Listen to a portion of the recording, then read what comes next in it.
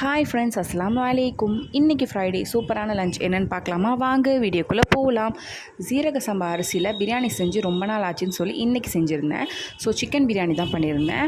So எப்போவுமே செய்கிற மாதிரி எண்ணெய், வெங்காயம், தக்காளி, பட்டை, கிராம்பு, ஏலக்காய், மசாலா, சிக்கன் சேர்த்துட்டு, தயிர் சேர்த்துட்டு, புதினா, கொத்தமல்லி எல்லாமே சேர்த்து நல்லா வதக்கிட்டு, சிக்கனை ஒரு 10 மினிட்ஸ் கொஞ்சமாக தண்ணி ஊற்றி நல்லா வேக விட்டு எடுத்துக்கலாம் ஹை ஃப்ளேமில் வச்சு. இப்போ சிக்கன் கொஞ்சமாக வெந்தோன்னே அரிசிக்கு தேவையான அளவு தண்ணியை நம்ம ஆட் பண்ணிக்கலாம். அதாவது 1 கப் அரிசிக்கு 2 கிளாஸ் அளவுக்கு தண்ணி மெஷர் பண்ணி எடுத்துக்கிட்டு ஊற்றிட்டு தண்ணி நல்லா கொதி வந்தோன்னா நம்ம ஜீரக சம்பா அரிசியை அரை மணி நேரமாக ஊற வச்சு எடுத்திருக்கேன். ஸோ அதையும் சேர்த்து ஒரு லெமனை ஸ்குவீஸ் பண்ணி சேர்த்துக்கலாம். இப்போ அடுப்பை ஹை ஃப்ளேம்லேயே ஒரு 10 மினிட்ஸ் அளவுக்கு வச்சு நல்லா கொதி வந்தோன்னா அரிசியும் தண்ணி இந்த மாதிரி ஈக்குவலாக வரணும். அதுக்கப்புறமா தாராளமாக மேலே நெய் ஊற்றி இப்போ ஒரு தோசைக்கல் வச்சு நம்ம சிம்லேயே ஒரு 20 மினிட்ஸ் தம் போட போகிறோம்.